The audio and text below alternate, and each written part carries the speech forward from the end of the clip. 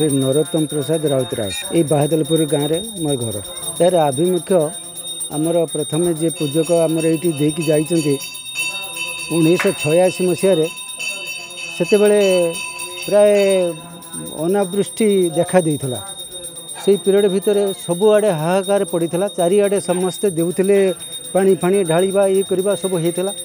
कि आमे आमर गाँव केते जन युवक मिसी आ किछि बड़ लोक धरी कहलु आम बाबा कतरा आज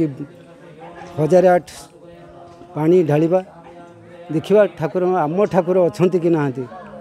आम ठाकुर कथा शुणुचंती कि नाहंती जा हो 1008 आयोजन करागला ठीक है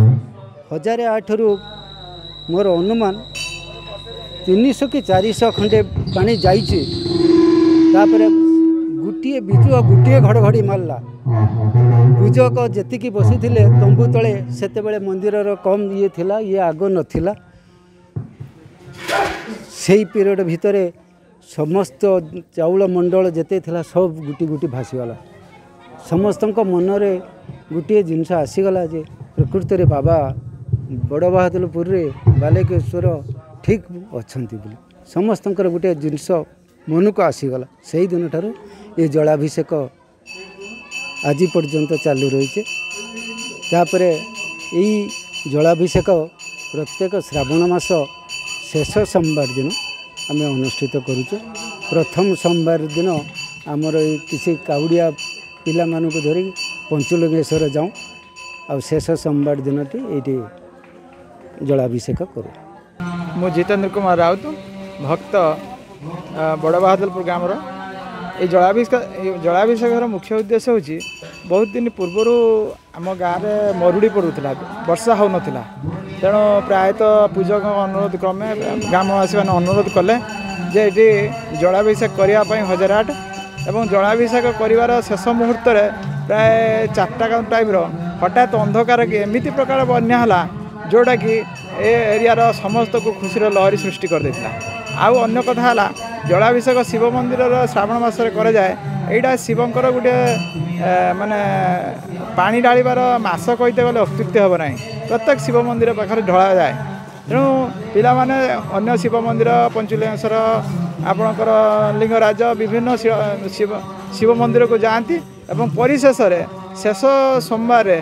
आमर ये प्रतिवर्ष जलाभिषेक करा जाए ये मंदिर आविर्भाव जदि कहा जाए कहीं कहीपारती तथापि आपाततः पंचदश शताब्दी ठार ये मंदिर सृष्टि होती किंतु ये मंदिर किए निर्माता कहीं आज जाए करें आम जो आम जेजेबाप पचारू से कहीपारती जेजेबाप से पचारे से कही पारे तृतीय कथा है ये मंदिर को कहीं आसी निराशर फेरी जाए नहीं जी जेकोसी प्रकार मानसिक करी निश्चित भगवान तांकर चलापश को कुसुमित निश्चित भाव में कर सन्देह टिके भी अवकाश ना। मो नाम प्राणबंधु पंडा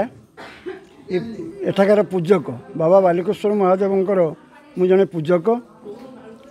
एठी प्रतिवर्ष श्रावण मासरे जलाभिषेक हुए 1008 जलाभिषेक हुए एवं यज्ञर आयोजन मध्य हुए ता सहित अन्न संस्थान व्यवस्था कर ग्रामवासी माने समस्ते एथिरे सहयोग करती एवं से अन्न संस्थान समस्ते आसी भोजन करती प्रसाद भोजन करती आमर 1986 मसीह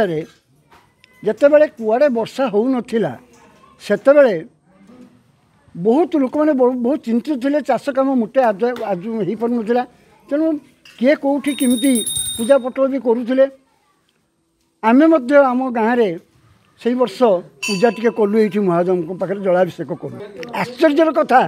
जलाभिषेक चली था 1008 जलाभिषेक पिला सब दौथा आश्चर्य कथा गुदु गुदु गुदु होकर वर्षा है प्रथम वर्षा से दिन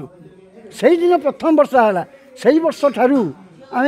समस्त मन में गोटे धारणा है जे आम प्रति वर्ष श्रावण मास एक महोत्सव आयोजन करवा एवं 1008 जलाभिषेक प्रति वर्ष हम एवं से दिन ठारू ये चली कार्यक्रम चली आग को से बाबा बालुकेश्वर दयारू एवं आशीर्वाद आम यही कार्यक्रम करूँ एति से आशीर्वाद करूँ। ମୁଁ ଶ୍ରୀ ପ୍ରଫୁଲ୍ଲ ବିଶ୍ଵ ଏହି ଗ୍ରାମର ଅଧିବାସୀ ଏବଂ ମୋର ବୟସ ବର୍ତ୍ତମାନ 74-75 ବର୍ଷ ହେଇଗଲାଣି ଏବଂ ମୋ ହଁ ସେ ମୁଁ ସେଟା କହୁଛି କିନ୍ତୁ ଇଏ ବାହାଦ ହେଉଛି ସେ ବାଲୁକେଶ୍ୱର ବାହାଦ ହେଉଛନ୍ତି ସ୍ୱୟଂ ଆବିର୍ଭୂତ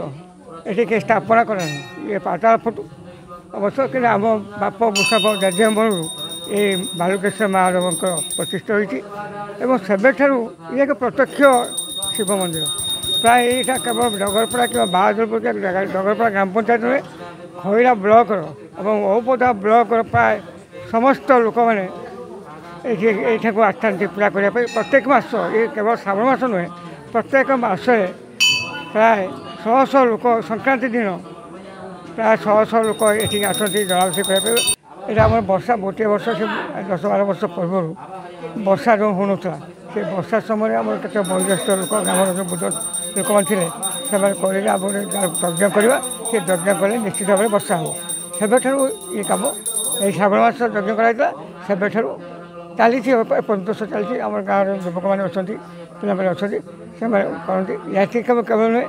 ଆମେ ଆରମ୍ଭ କରୁ ଏଠୁ ପୁଣି ଶେଷ କରୁ କେଇଠି ପୁଣି ଆମର ନିକଟସ୍ଥ ପଞ୍ଚଲିଙ୍ଗେଶ୍ୱରକୁ ଆମର ମଧ୍ୟ ପିଲାମାନେ ଯାଆନ୍ତି ପୁଅ ଝିଅ ବୋହୂମାନେ ମଧ୍ୟ ପ୍ରାୟ ଆମେ 100 ଭିତରେ ଲୋକ ଆମେ ପଞ୍ଚଲିଙ୍ଗେଶ୍ୱରକୁ ପଦଯାତ୍ରାରେ ଯାଇଥାଉ ଏବଂ ସେଠି ପୂଜା କରୁ ତାପରେ ଆସିଲା ପରେ ହେତୁ ପଞ୍ଚଲିଙ୍ଗେଶ୍ୱର ଆସିଲା ପରେ ଶେଷ ସୋମବାର ଦିନ ଏଇଠି ଆମେ ତାକୁ ଉଦ୍ଯାପନ କରୁ ଏହା କଥା ଏବଂ ଆରମ୍ଭ ଦିନ ଏଇଠି ଆରମ୍ଭ ହୁଏ ଏବଂ ଶେଷ ଯାତ୍ରା ହୁଏ ଏଇଠି ଉଦ୍ଯାପନ କରନ୍ତୁ ଏବଂ ଏହା ମଧ୍ୟ ଏଠି ଗ୍ରାମବାସୀମାନେ ସମସ୍ତ ସାହାଯ୍ୟ ସହାନୁଭୂତିରେ ଏ ମନ୍ଦିର ପ୍ରତିଷ୍ଠା ହୁଏ ଏବଂ